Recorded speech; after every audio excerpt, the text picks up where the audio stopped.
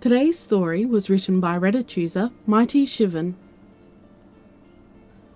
First report of Ferritus explorer Fairlight. While we regard humans as Deathworlders, humans believe they are nothing special, and their cultures reflect that. In my year on Earth, yes, I survived a full year, and not under guard either. I explored their cities, their many professions and education centres, visited their young in parks and grounds of play, and their hospitals. I travelled through thick forests, touched snow in the most remote of mountains, and picked sand from places I didn't know I had from the hottest deserts. I was forced to go to more than one. I was welcomed into human homes and met the agile Fellini. More variants of the barking mad Candos, the sworn enemy of all Ferritus like me, than I care to recall. And the Squawkers, in all their vibrant colours and patterns. I also visited their prison systems, where their largest offenders were given lots of room to wander, though they were often in sparsely decorated cement cells, and gawked at excitedly by humans. When I asked what crimes the Elfers committed, I was met with confused looks. The beings I just mentioned are commonplace, but hardly the only life forms on this planet. It seems Earth was either some sort of galactic ark, keeping our genetic material safe and evolving into common animals, the horror, or life from Earth was plucked and placed around the galaxy by some unknown benefactor. I boarded with humans during my time. I had a room to myself, sort of, and slept in an alcove in the living room, though many treated me like a beast at first, squealing in joy or recoiling in surprise when I returned greetings.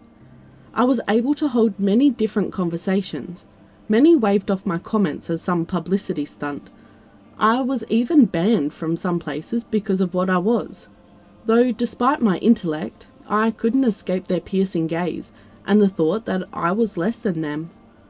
And I believe I finally understand why.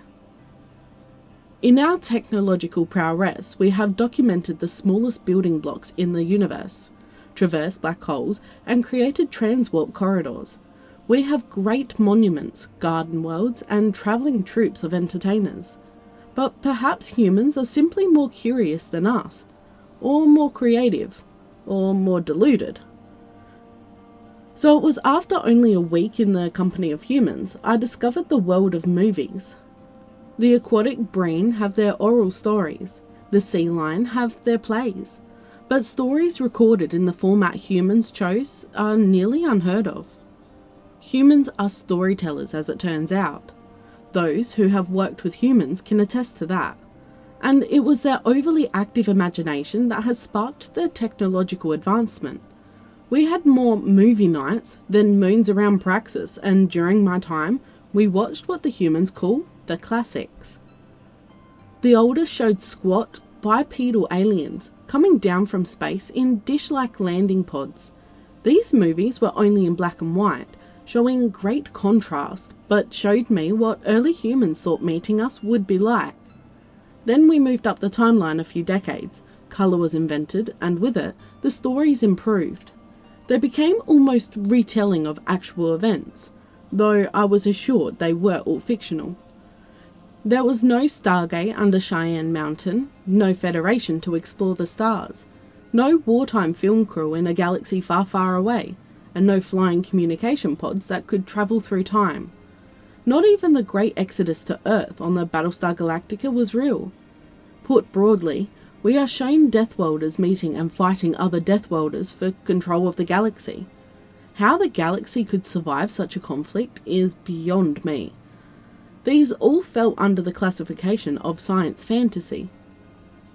If you thought Deathworlders fighting Deathworlders was unrealistic, hold on to your seats, pick up your jaws and prepare yourself. Deathworlders don't see themselves as Deathworlders. They think themselves fragile. There are hundreds of thousands, if not millions of movies where humans are killed and even eaten by other creatures, even some on their own world.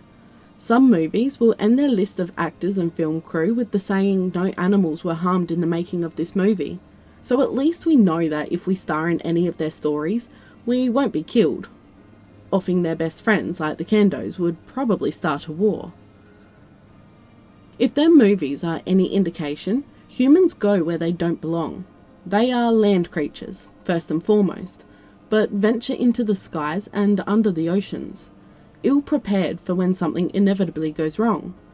There was this large swimmer, Jaws they called it, that could eat boats and actively hunted humans for no gain. Serpentines took over and crashed a plane, twice, and in deep space, a crew of humans was hunted down to the last by an oily black monster the humans affectionately call Xenomorph. The humans had their throats ripped out, lead bleeding out as traps, or were covered in acidic blood and saliva. When the humans returned to their ship after their initial encounter, I thought maybe they'll leave. Surely they've learned their lesson. One of my fellow watchers then turned to me and said, "This is the good part." A human died moments later when the Xenomorph's youngling broke open his stomach like an egg sac and escaped into the ventilation system, where it ambushed and killed more of the crew. After that eye-opening and sickening experience, I continued my tour of the world. No matter where I went, I found warning signs. Slippery when wet, stay off grass, do not point laser at eyes, and this sign has sharp edges, are only some of the cautionary labels I've seen. The truth of the matter is, as explained by my human companions, the reason why humans are Deathworlders is that they are not simply smarter than everything else on their planet, or that they have long lives, nor even that they make tools and travel in packs. It's that they will try everything, and I mean everything. If there's a sign saying don't do this, someone has. If something can fit in a human's mouth, it will be tasted. If they think something can't be done, someone is bound to try until they succeed, or the attempts break them. There's a human saying I was referred to: if at first you don't succeed, try and try again. As a collective, humans know fire is dangerous. You don't eat or drink cleaning solutions, and you don't stick your head in a predator's mouth. Yet the humans do it anyway. I'm now operating under the belief that humans built up a resistance over their many lives. They wouldn't be Deathworlders if they didn't, right? Injuries that would be fatal to most species, they power through, and sometimes don't even notice. They repair and replace what is damaged or lost, and keep going, sometimes still thinking they are invulnerable. They can befriend any creature they come in contact with, though usually by trial and error. They have a weak psychic connection too, wherein they can't sense something bad will happen, can feel limbs that are gone, and know when they are being watched. Worst of all, despite everything they do to themselves, the resistances they've built seem not to matter. Or perhaps they simply test their resistances. Humans will challenge each other to stupid acts, jump off rooftops and into pools of water, climb the sides of buildings with no safety harness, and dare thunderstorms to strike them down, all in the name of fun or spite. Humans are Deathworlders, not because they are curious and long-lived, but because they challenge everything.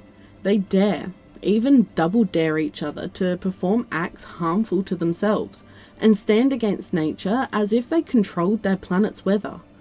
They fear not lightning, nor powerful beasts, will charge into burning buildings and step into the void of space and into the deepest oceans. They are an incredibly imaginative lot, too creative for their own good. Our nightmares pale in comparison to theirs. One of their most powerful leaders once said, "The only thing we have to fear is fear itself." I disagree.